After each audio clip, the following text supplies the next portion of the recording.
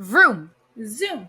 Hello, and welcome back to our channel. Today we are going to talk about how if anyone called me their little soda pop, despite it being a really catchy and banger song in K-pop Demon Hunters, I think I would physically and mentally crash out.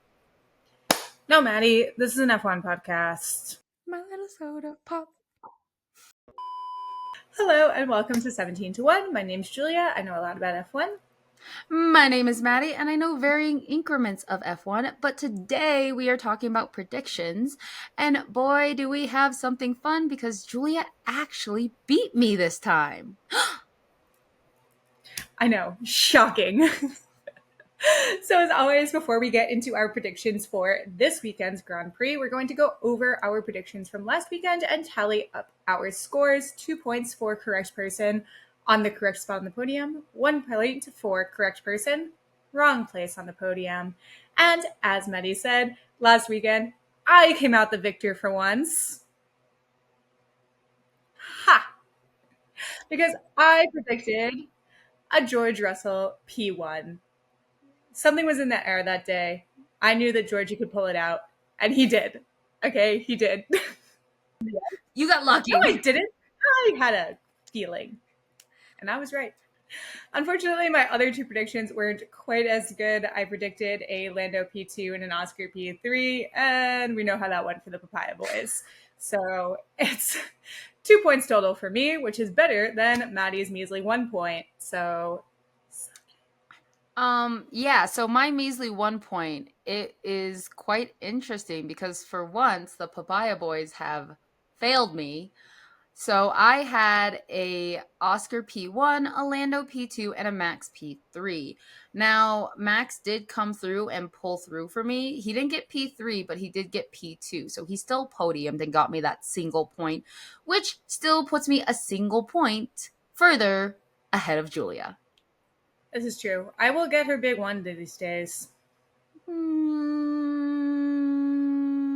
No. Which means it's time to look forward to next weekend, which is the Austrian GP.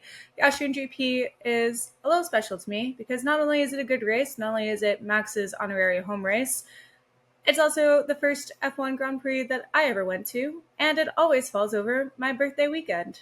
So basically, it's my race. It's her race, it's her hometown race, and it's the first race she got to see Lando Norris crash out. This is true. If I had a nickel every single time Lando Norris crashed in a race and George Russell won that race, I would have 2 nickels that I saw.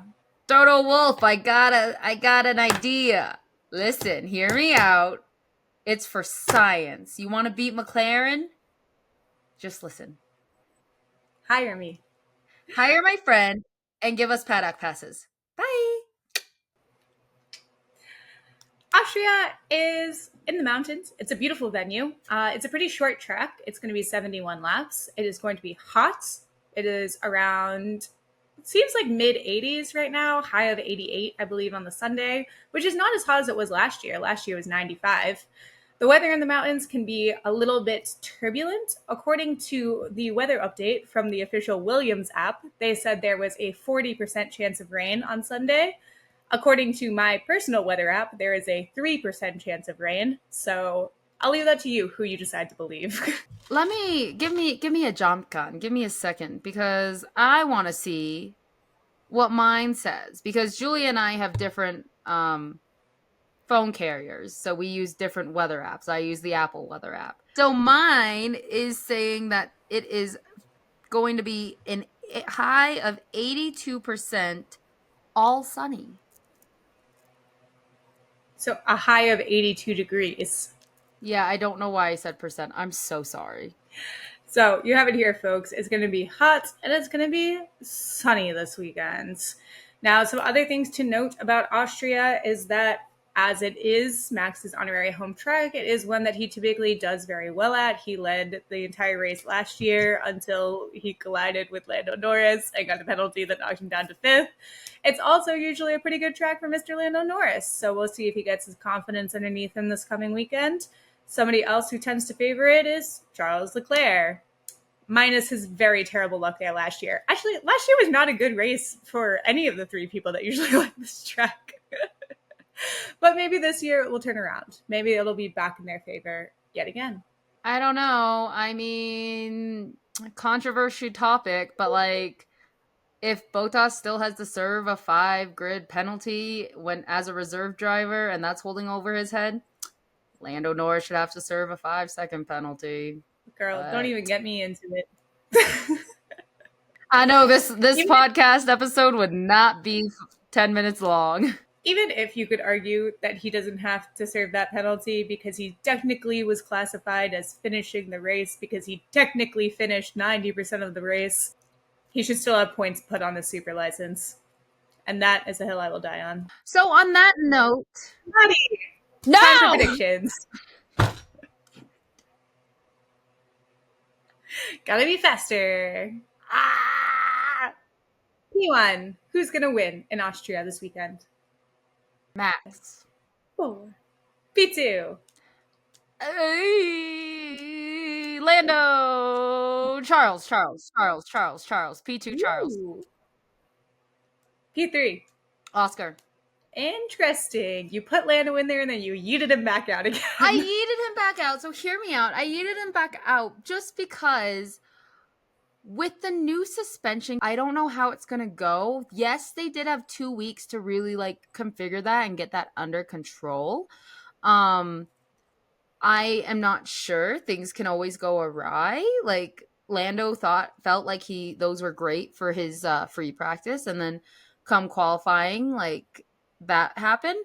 As well as I love Lando, so no one say I don't. Again, he feels a lot of things and he needs to sit with that, and that is okay. But I believe that also affects his confidence. So it's been 2 weeks, but with that crash, and because I haven't been too invested in prior crashes that he's had, I am not sure if he has shaken out of that funk yet. It's fair. I think it's going to be interesting to see because I think it can go 2 ways. I think either the new suspension change is going to give him exactly what he's looking for in the car, which is a bit more feel in the front end, and he's going to be way more confident with it, and it's going to give him the ability to be more confident in his overtakes than he has been so far this season. Or he's going to have that constant reminder of the crash with Oscar and the thought that if he does that again, the team might not be quite as forgiving next time, especially if it costs Oscar a race. So that might be weighing on him a little bit, and it might make him more cautious as a result. So I'm interested to see what ends up happening. The psyche of Lando Norris. Fascinating to me. I am too. I love him. I love his advocacy of mental health. Always hoping he does well.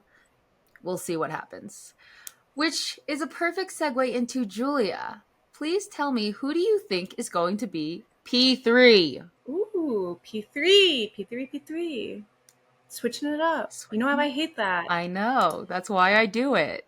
I think P3, we're going to go for another George Russell P3. Because you know what? He did good enough last year that when Lando and Max crashed in front of him, he ended up in P1.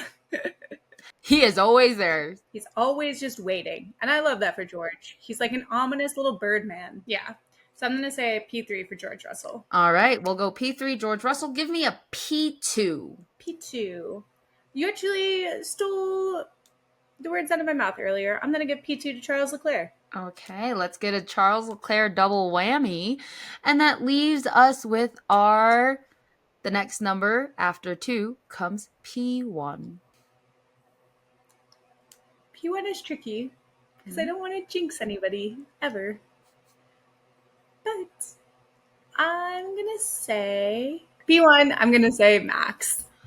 All right, so this is great. We got a P3 for George, a P2 for Charles, and a P1 for Max. And Julia, please refresh me. Who did I pick? Because I don't remember. You picked a P1 for Max, a P2 for Charles, and a P3 for Oscar. All right, so we got a little bit of a difference here in our podiums.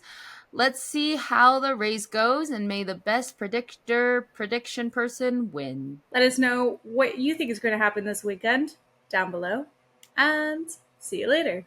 This has been 17 to 1. Bye.